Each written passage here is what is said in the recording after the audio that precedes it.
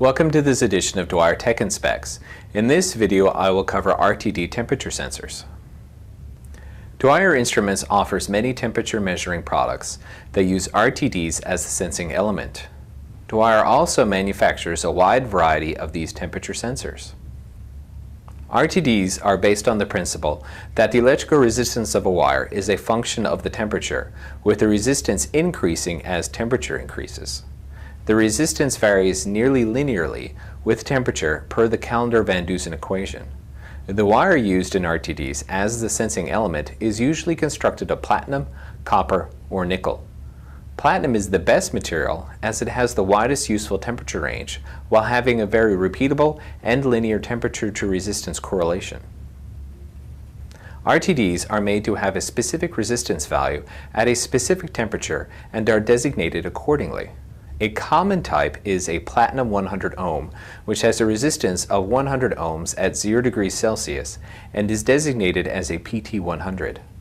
The temperature coefficient of resistance of the metal can vary in the construction of an RTD, so there are standard coefficients used according to IEC 60751 and ASTM E1137 to set industry norms. There are three main types of construction of RTDs: thin film, wire round, and coiled element. In thin film, the conductor is deposited as a thin film on a ceramic substrate. In wire round, a fine wire is wound around an insulator, typically a glass or ceramic bobbin, with a seal coating of ceramic and glass. In coiled elements, the wire coil can expand freely over temperature. The mandrel is made of an insulator that has holes bored through it for the wire sensing coils. The coils are packed with ceramic powder to hold the coils in place, but allowing freedom to expand and contract.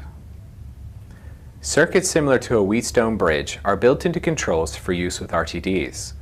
RTDs come in 2, 3, and 4 wire configurations, with the more wires generally being more accurate. The leads into the RTD in a 2-wire circuit have a resistance of their own that is not accounted for and can create significant error. A 30-meter lead wire can add 1 to 5 ohms to the circuit. Typically, this type of circuit can be used with up to 100 meters of cable. 3-wire construction modifies the Wheatstone bridge circuit by adding another lead wire from the RTD, minimizing the effects of the lead resistances. The leads are matched so that their resistance are all equal and the resistance in each arm of the bridge balances out. Typically, this type of circuit can be used with up to 600 meters of cable. 4-wire construction completely eliminates the error due to the lead wire resistance and can be used with extended length lead wires. Often RTDs are sheathed in a thin-walled stainless steel tube for protection and for easier insertion into thermal wells.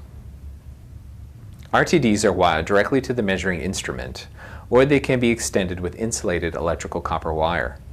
Sensor wires should never be run in conduit with power sources, or there could be noise problems. Commonly, an RTD is wired into a temperature transmitter when sending the signal a long distance. Don't forget to check back weekly for regular editions of Dwyer Tech and Specs.